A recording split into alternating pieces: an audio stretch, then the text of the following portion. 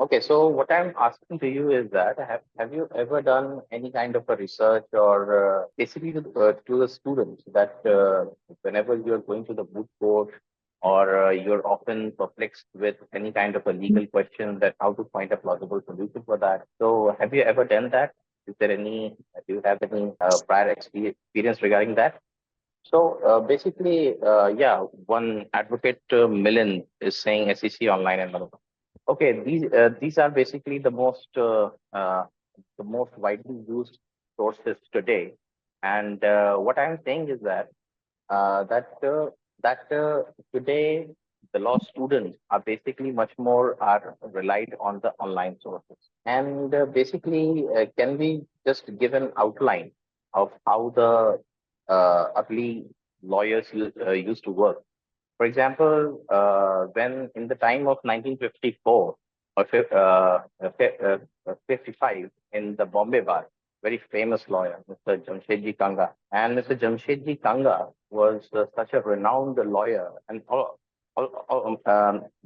Mr. Kanga, Mr. Chagla, and Mr. Or this even the Mr. Muhammad Ali Jinnah was also a big name of the Bombay Bar. So these lawyers used to research through they used to do a lot of hard work before going to the court because online sources were not available. And I was actually learning about him. So I got to know that Mr. Jamshedji Kanga was one of such lawyers who knew the citations of every case.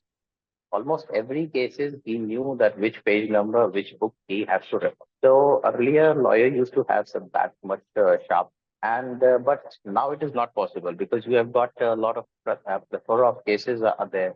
So it is not possible for you to basically remember all of it or just to mug up all, all the things. So basically you have to basically go for the online resources or the books. But the fundamental approach that one should adopt before any case law research is that you must have a very fine idea about a legal question. Which legal question is getting applied in a particular case of law?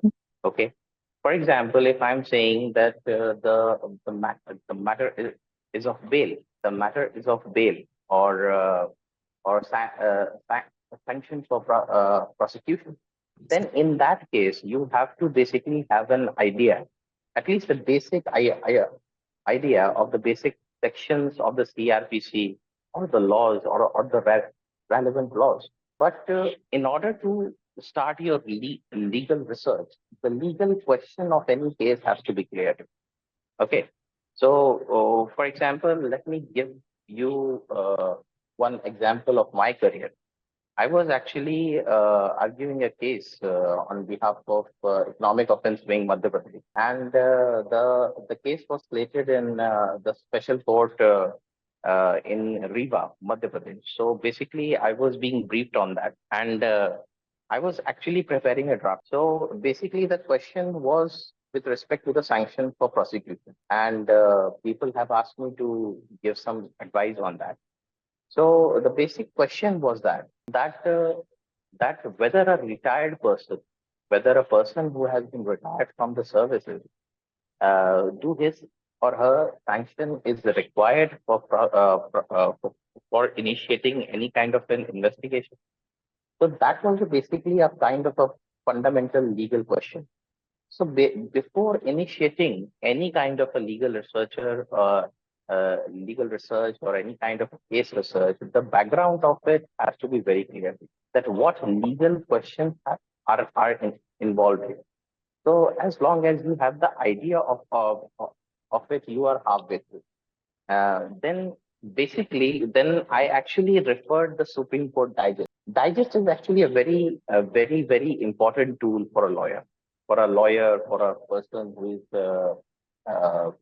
going for a moot court, or a person who is practicing in a court of law. So digest is very important. Why digest is very important because in an year, a lot of cases are there, also of high courts, of Supreme Courts. So it is not possible for all of us to remember and to update ourselves periodically. So digest is one of the biggest and the most useful tools that we have. And it is basically a kind of a book, a kind of a bulky book it is, where you have the important legal points are mentioned there along with the case, along with the case law citation. So what you can do basically, you can actually refer to a digest and get to know whether that particular legal question is actually matching with your problem, and then you can actually take a look at the digest and the particular case. Okay, so for example, if I have the case law of KS Potterswan, I was I actually got a very brief time for about 2 or 3 days were there, and then urgent reply. So then what I did, I actually referred all of the digest, and in that digest there was a section of Prevention of Corruption Act. And in Prevention of Corruption Act, there is a subsection there which was about sanctions for prosecution. So what I did was that I actually took a glance of it, and then I basically read those judgments. So interestingly, there were actually two basic judgments were there. For example, there was one judgment of Ajay Acharya was there and Prakash Singh Bandal case was there. And it was actually matching with my legal question. To be more correct, the Prakash Singh Bandal case was the most concrete uh, judgment in that particular legal question. So I refer to that. Okay. So the first step which a law student or a lawyer has to do is to refer, is, is to have a clear idea about the legal question, that what legal questions are to be framed or will be framed in this particular case, or that we have to address in the court. And to go more further, we have to have an idea of about the anticipated question about the do's and the don'ts, whether this law is getting applied here or not. So we have to have a complete idea about that. Because when you are arguing in a moot court or in a court of law, judge can ask you anything, and you have to be prepared for that. So sometimes it often a situation can come where a legal point has to it comes up so suddenly that you don't even have the time to think also. So that's how you have to use your advocacy skills. So the very first source which I would suggest for any case law research to begin is the digest. One student, one lawyer, or any kind of a person who is a legal enthusiast has to refer a digest. Or I must not say periodically, not regularly, but periodically he has to, because you will get to know about the ideas, about the judgment, which judgment is there, what are the nuances there, what is the res judicata, or if there has been an observation of an dissenting judge. Because observations of an dissenting judge also plays a very important role sometimes. And you can also frame your entire case on the basis of observation of that dissenting judge. So you need to have a very clear and a broad idea of the legal question. This is the first one. Now the second thing is that basically to have to have a correct and a core understanding of that particular section or that particular law.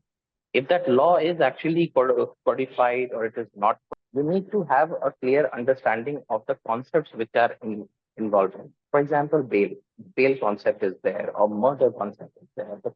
These basic concept has to be clear, and then only you can basically start your case.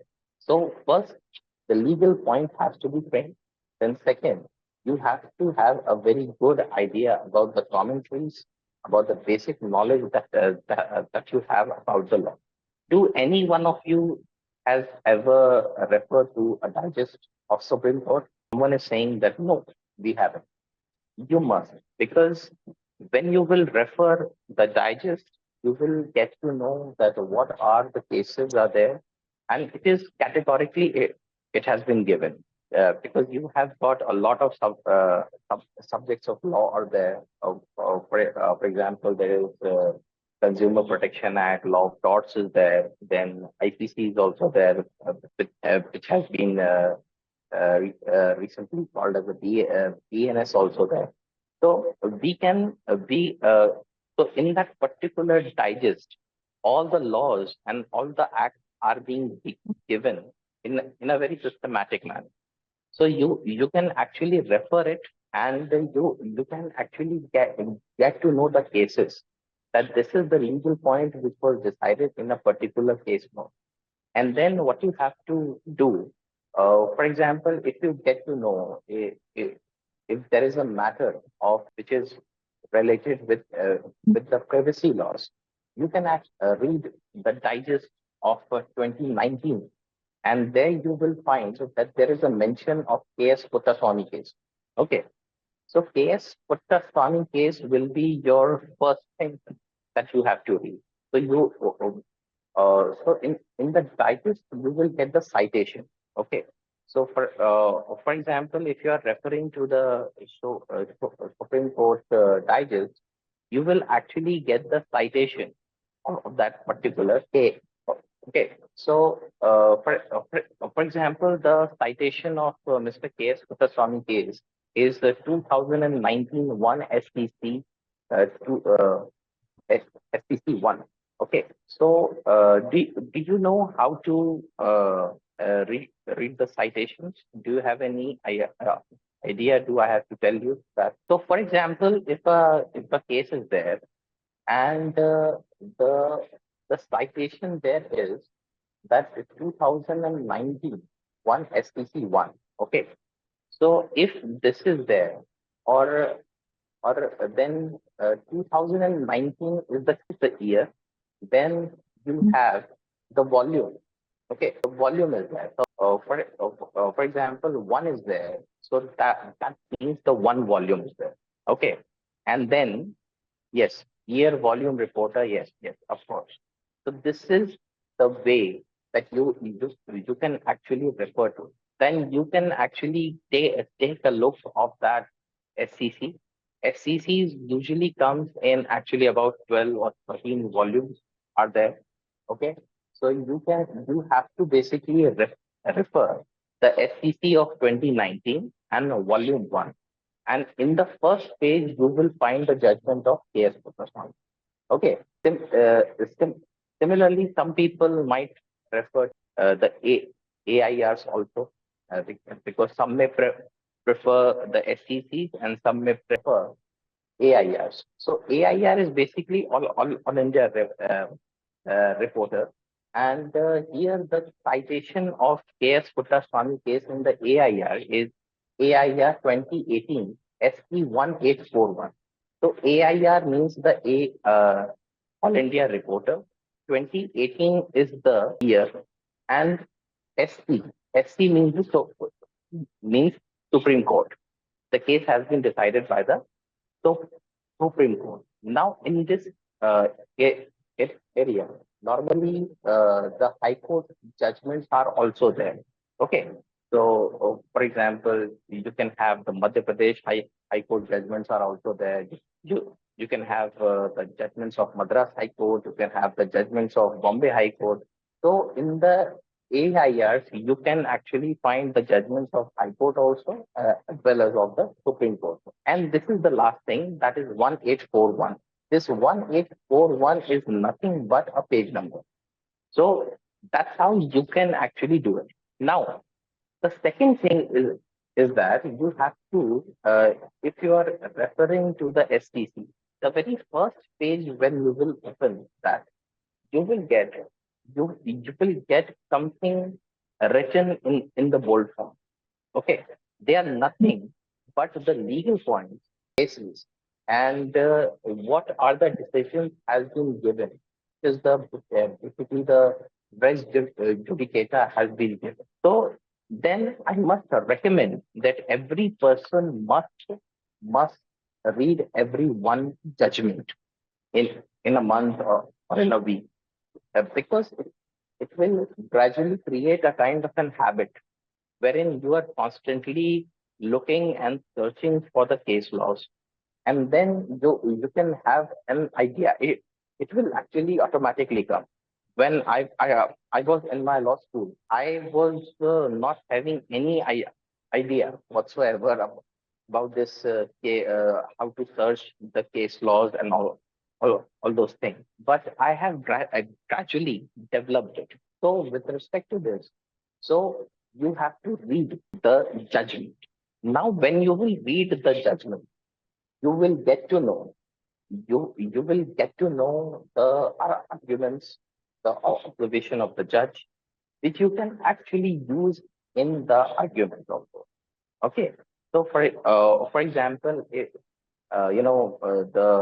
res judicator is actually binding, but the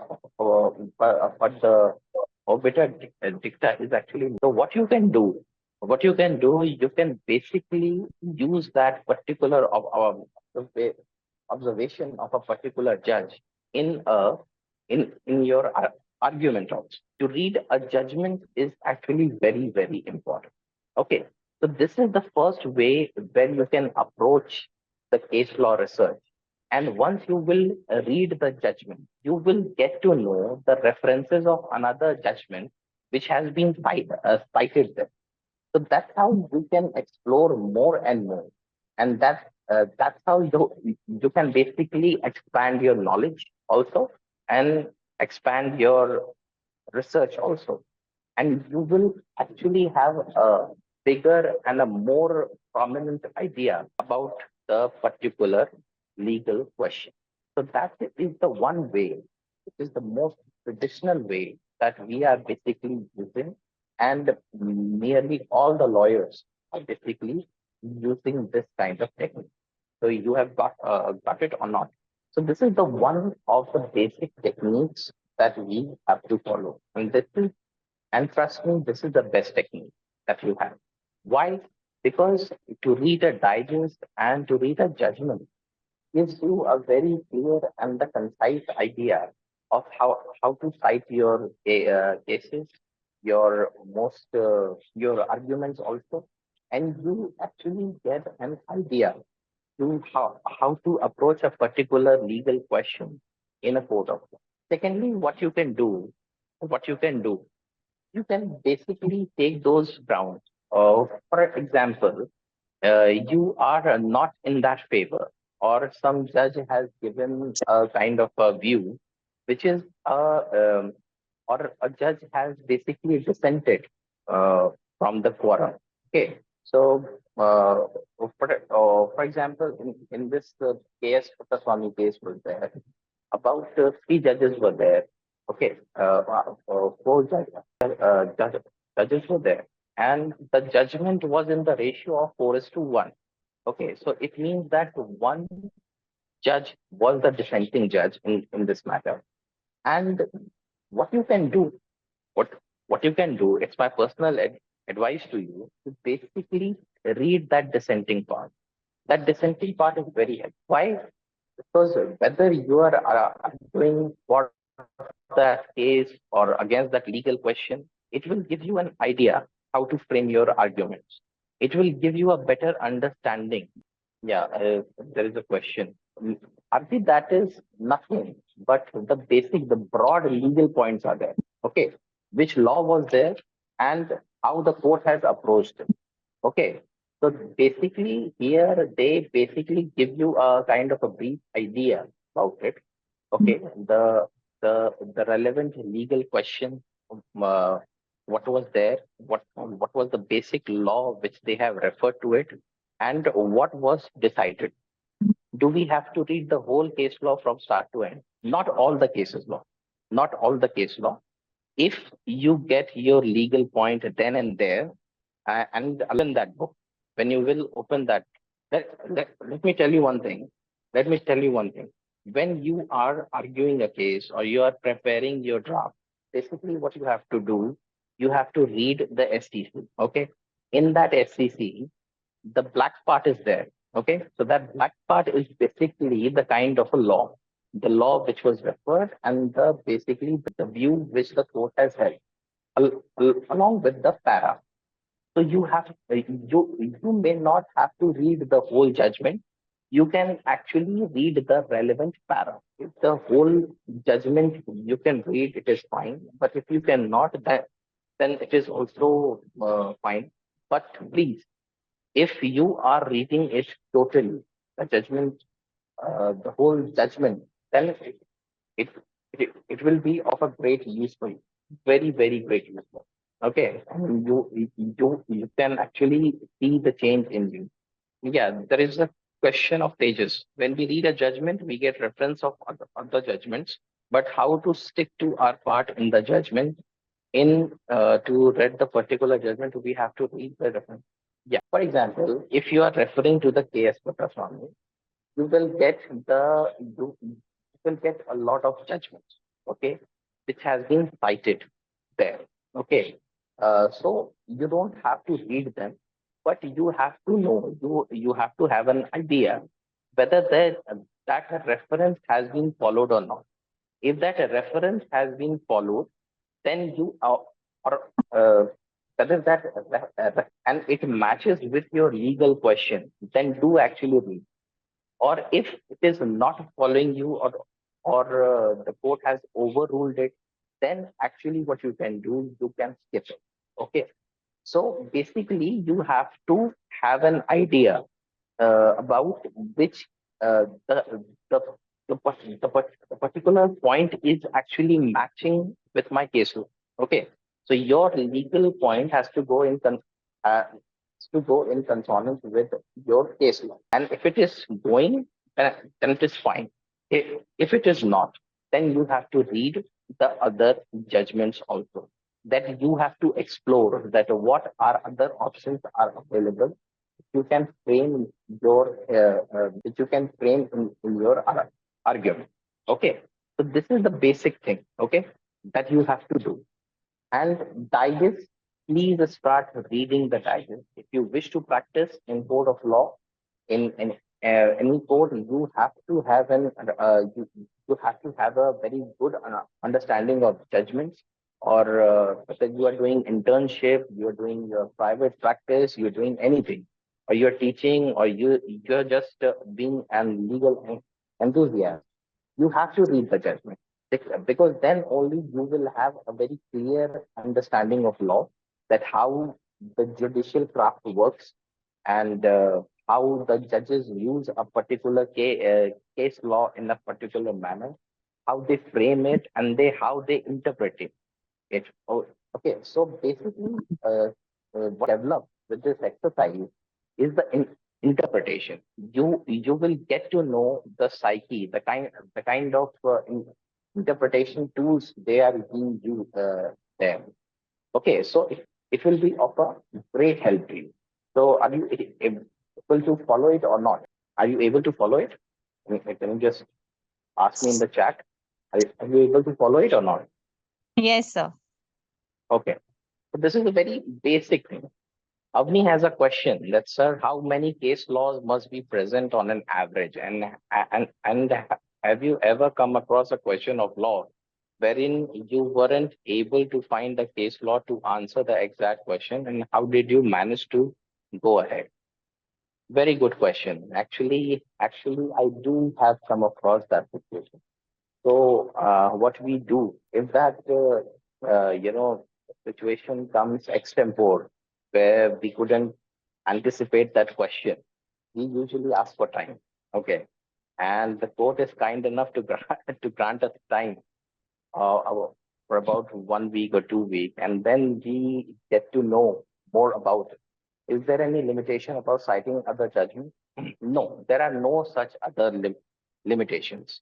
Limitations are there. There is one limitation is there, that you have to basically you have to you have to cite those judgments which are basically relevant. Please avoid citing those judgments which are not relevant to your question of law, because it will unnecessarily make your petition or your draft bulkier. Okay, so it is my advice to you that you please don't at all. Okay, yeah, I have a question by Advocate Padmaja. Let me answer that. Okay, she has said that on an instant I was asked to move an application for a procedure. We followed the independency of the case. The opposite counsel challenged my application maintainability. There was a case law where the application was allowed. The case was, should I have cited it? I did not cite it, but the court granted the application nonetheless. See, if you are getting anything, if you are getting a case law and you know that will be relevant for your argument, no, you don't have to always cite it, but when you are basically citing a case law, okay, for example, if you are making a draft for the writ petition, you need to have some case laws at your hand. You can actually cite some of the case laws in your written arguments also. So basically, you can cite laws, but not too many. You have to basically cite them the most relevant judgment which matches with your legal question. Okay, and if there is no such judgment is there, then your legal acumen or your advocate skills will actually work. Okay, so therein you can you can basically apply the concept of justice, equity, and good conscience also is there. So, so you have to basically convince the court that this is my viewpoint, this is the condition, and that is how I'm trying to look at this particular matter in that way. So you have to guide the court in a particular way. You have to show the path. Okay, okay, because a lawyer is also an officer of the court, so he has a responsibility that to guide the court, to tell them the relevant case laws, the relevant authority books, wherein a kind of a good and a very workable judgment can be given. So that's how you can do. So basically, I think, in my opinion, this is the basic thing. And to read and to read judgments, this will be a very helpful exercise for it. Now, the time has been changed. No, interim order basically don't have any big because that is for the time being. Okay, so you must not cite it. Okay, you cannot. You have to cite it not the interim orders. Okay, because the interim orders are being given at the discretion of the court. Okay, depending upon the particular situation. So you don't have to actually, you don't have to cite the interim order. Okay, you have to cite the judgment. Okay, then coming to the online sources.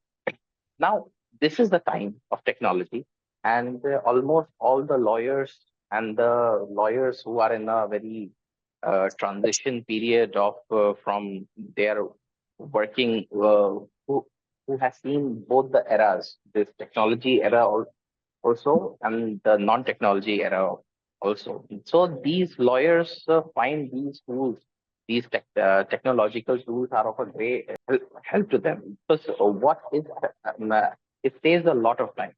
Okay. So for example, the big names of the bar, like Mr. Hari Salve is there, Mr. Kapil Sibal is there. They are the big names of the bar, and they have a line of cases. They have a lot of cases to argue, and they have to prepare their arguments. So these online tools and these things are very helpful for them. And plus, they have a very big team which is working for them. Nowadays, the technology has actually played a very big role in easing out the workload of advocates. Now, I would like to tell you that this online resources are actually very important also. But I would suggest, this is my personal advice, that a lawyer has to read first. Okay. Nowadays, what is happening that a lawyer is not reading.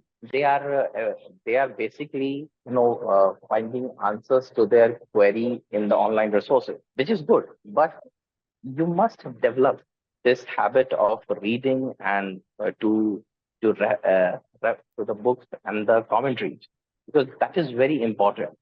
And then also we can say that these online resources have played a very important role in saving time of the advocate, because advocates are very overburdened. Lots of cases are there. In the cause list, lots of cases are going on. They have to be present there, and they have to be prepared. The most important thing is that you have to be prepared.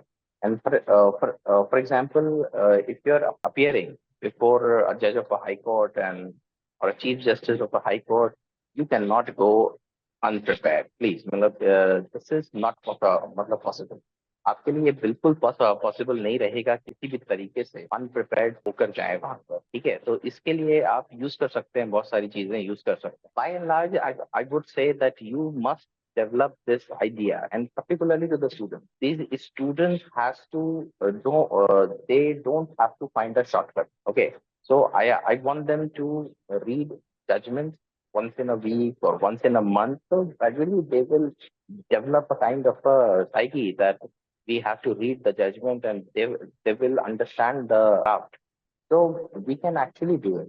So now the thing is that कि आजकल ये हो रहा है कि जो lawyers हैं वो from books they are going towards browsers. Okay, so from this book to browser, this transition is there, and basically you can actually save your time. But once you have analyzed the law, you have a depth of law, you have the core understanding of the law, then you can use it. But primarily, the basic exercise will be of digest, wherein you will get the core understanding of a particular judgment. Okay, so so now there are a lot of sources out there. Okay, for example, there is a website of Supreme Court, Law Finder is there, then there is a Live Law is there, then you can actually the access Manupatra also, but they are the paid ones. Okay, so you have to pay first. आपको पहले pay करना पड़ेगा, then you can actually you use it. So Manupatra, SEC online, they are basically paid, and I think Live Law is also paid. So you can actually do it. So basically, we can you can also refer to one of the sites is there, that is India Kanun. You can also refer it. You can actually download the whole judgment there. So if you want, if you have an access of SEC online, Manupatra, that is well and good. But if you don't have that much of access, then you can definitely refer to India Kanun and other websites. You can actually refer to e-courts also. Okay, if you are a member of the bar, you can access the library, that is the e-library of that particular high court. Okay, there is a question. As a beginner, which barracks commentaries which we must read if we practice both civil and criminal side? You're right. Okay. See, for criminal practice, okay, I would suggest you should have a thorough understanding of the three laws, three criminal laws, and the new ones are BNS, BSS, and the BSS. Okay, so you need to have a very good understanding of these three basic laws, which were these IPC, CRPC, and evidence. So these are the three basic laws that you need to understand or read, and you should gain sufficient knowledge if you want to practice in the criminals. Okay. Now coming to the civil side, civil side The civil side is more of a procedure. So the civil procedure code is very much helpful. So the civil laws are there. For example, there are lots of laws are there in the civil side. For example, there is the specific relief act is there, contract act is there. So a lot of civil cases are there. But in the procedure is very important. So you have to have a very good idea about the procedure, and particularly IPC, CRPC, evidence, and this civil procedure code. You have to read it. You have to. It is the must for anyone who aspires to be an advocate or a lawyer. It is very important. Okay, so I hope that I have. So next comes the online sources.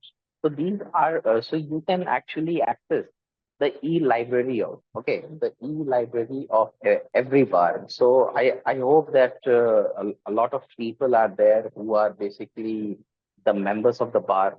Uh, do we have some members of the bar? You can actually access that library also, that e-library also.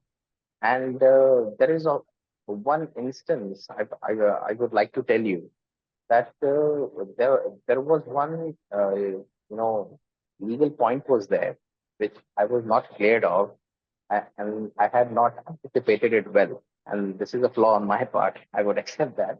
So the judge asked me that question, and I was unable to answer that. But still, I somehow managed it, and I asked him. I actually requested the honorable court to shift the matter post lunch, and then whole lunchtime, I did my research. I did my research, and when post lunch the case was scheduled, I was able to answer that question. So this e-library and the library of the bar is actually very helpful. So you must access it also, and particularly to the students, I would say, please read Judge, because you will once you will read the judgments, you will understand everything, how judgments are being framed, how the arguments are being taken up. So you can have a very good example of it. And I would also recommend you, if you are reading SCCs, in the first two or three pages, there are basically some of the articles are there, which are being given by a lot of High Court judges, a lot of Supreme Court judges, and some of the eminent persons of the bar. So you can actually read that, because from that you will get a lot of knowledge, and you can actually use that knowledge in your arguments. And so that you can basically do. Okay. Any questions do you have, or shall I move forward? Sir, what are the resources for international research publication? Ma'am, you can actually refer to JSTOR. JSTOR is a very good platform. You can actually access Google Scholars also. So wherein you can actually get a lot of research papers on. So if you're doing a kind of a doctrinal research is there, you're doing for the purpose of publication, you can actually refer that, and you can definitely incorporate the idea or that particular thought in your research paper. How do we find out if a particular judgment is being reversed? Sir, this is a matter of that you have to be updated. Okay. So if a particular judgment has been uploaded, is not in existence, or it has been overruled, it is subject to your updated. But whether you are updated or not, it is subject to it. For example, I would like to give an example of Shreya Singhal judgment. Shreya Singhal judgment was there, but Section 66A is, is not valid anymore. But the police stations were not apprised of that fact. So the Supreme Court actually was very furious that how come these law enforcement agencies are not aware about the recent judgments of the court of law. So basically, you have to be updated about it. And If you want to know that a particular case has been overruled, so you can actually read the judgment. When you will read the judgment, you will get to know whether that particular case law has been followed or not. There will be there that word will be written, that is emphasis. Okay, so whether that has been followed or not, you will get to have a bigger and a very clear idea once you will read the judgment. Okay, the e-library, particularly of the court, no. The e-library of the court is not at all available for a non-lawyer. And for a non-lawyer, the best sources will be Manupatra, HTC, or the Indian Kanun, or the live law also. You can actually refer to that. Then, when a question is not answered by a lawyer, if a lawyer, when an advocate is not able to answer a particular question or a particular matter which is raised by the court of law, then his advocacy skills or his wit is of his help. Okay, so I would like to give you an example of one of the renowned members of the bar is Mr. C.K. Daftari, and he was a very witty person. Okay, there was a case wherein I think Mr. Pali Nariman and Mr. Daftari was fighting, and it was regarding some motor vehicles act or in with respect to some like that. Then what actually happened at that point of time? Mr. Nariman gave some point, some argument. He basically coughed before the judge. He was literally coughing before the judgment, and the judge asked him that, Mr. Daftari, why are you coughing? Then Mr. Daftari, a very glaring example of his wit, he said, I'm not able to digest the argument which has been made by myself, my my my friend. Okay, so you need to have a wit also when you are practicing, because that wit actually saves you some time. That can actually give you some time to do more research. So a wit or a presence of mind is also very important for a lawyer to basically take some time to do more research and to come well prepared. Okay, okay. How do you access the e-library? Please advise. Okay, okay. Let me tell you one thing. Let me tell you one thing. Let me tell you one thing. E-library or this what I can call it means you can actually access it if you're a member of the bar, and basically you can cite the questions. For example, if you want to know anything about sanction for prosecution, actually you can type there, and all the judgments which are related to the sanction of prosecution will eventually come to you, and you can actually the operative part of that judgment, the basic judgment, the core part of the judgment. So the emphasis will be there, and if you want, you can read the whole judgment also. So that is one thing that you can do, and this is one technique that you can follow while researching a case law. Okay, so I have answered your query. Now, this is the supra. What is the supra? How far can we use AI in support of a legal research? Well, we can use a lot. AI is of a great help, and there are a lot of AI softwares uh, are are also there, which can give you the judgments, which can give you the kinds of decisions. So, but I think shouldn't rely more on AI, because that will really make you dependent on it. If you have, if there is a time crunch, or in case you have some urgency, then definitely you can use it. But if you're a beginner, and if you are a kind of a person where aspire to be a practitioner or a lawyer, then please, I would say please read it, because reading gives you that knowledge which no one can give you. Okay, so definitely you can use the AI tools also, but you must do it where you are in some situation or in a exigency where you have to solve the problem quickly. Okay, then then only you have to do. Not always. Okay, ma'am. If you are not the member of the bar, then if you want to read the judgments, then there are other sites are there. For example, Manupatra is there, SEC Online is there, EBC is there. You can actually buy a subscription of it. You can subscribe it. But if you don't have any of these, the India Kanun or the Google is the best thing that you can do. So if you're a person who is not practicing and who wants to be updated that what are the judgments are being given by the Honorable Supreme Court, then you can actually definitely read the law reporters or the legal magazines. Then you will get a very clear understanding that what are the contemporary issues which are being handled by the Honorable Supreme Court. Okay, so you can do it. We are done with the query.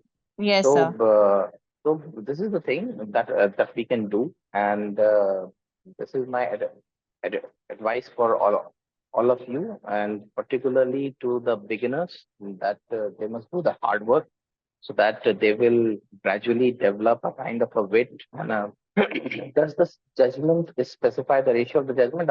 Of course, it does, because you will get to know that how many judges are for the motion or against the motion. Okay, so you will get to know that once you read the judgment. For example, any judgment. For example, this Sabrimala judgment, you will get to know that which judge actually gave the decision in favor of that and which judge dissented. I think Justice Indu Malhotra was there who actually dissented in the Sabrimala judgment. So basically, when you will read the cases, I need judgment where the violation of legislation. Okay, I need judgment where the violation of legislative act by quasi judicial authority was mentioned, and the order was dismissed by the High Court or SC. See, this is a very vague thing. Okay, you are not doing research. You are actually asking the AI. Okay, so you need the judgment on that point. So you need to have a proper legal point. What is the legal point? You have to frame it, and then you have to search it. Okay. So the kind of question you are asking, it means that you are very much inclined towards AI tools. Okay. Now, recently, judgment of Arvind Kejriwal. Hey, this is the bail which has been given to Mr. Kejriwal. You can read the bail order. What is the weightage of tribunal judgment on higher tribunals? Means what tribunal? For example, NCLT, okay, National Company Law Tribunal will be there. Definitely, it has a weightage. But if that decision has been overturned, yeah, of course, it can be true. Yes. Any judgment of the High Court, because the High Court and the Supreme Court, they can be quoted. And in the NCLT specifically, you can quote the judgments of the Supreme Court. So in tribunals also, the judgments of Supreme Court and your High Courts can be quoted, and particularly of Supreme Court can be done. Okay, because this is the precedent. Okay, so you have to basically what you have to do, you have to refer it. Okay. So what I am saying is that you can definitely cite it. Okay. There is no bar it. Any other question? Do you have it? So the Arvind Kejriwal case, you were saying something. Yes, yes. Yeah. This is a bail order. Okay, this is the bail has been given to Mr. Arvind Kejriwal. Okay, and now what you have to do, what you can do, you can actually access the Supreme Court library, and there you can actually read that. But for that, you need to have a case number. So you can from the news, because the citations of the case titles are actually given in the news. So actually, in the library of the Supreme Court. Okay. Okay, the pleasure is all mine. Okay, so I have also enjoyed a lot to interact with you all, and I hope that my session has been fruitful for you and informative for you. So I think this session or this basic understanding which I have will actually give you something good. So thank you very much for giving me this opportunity. Thank you.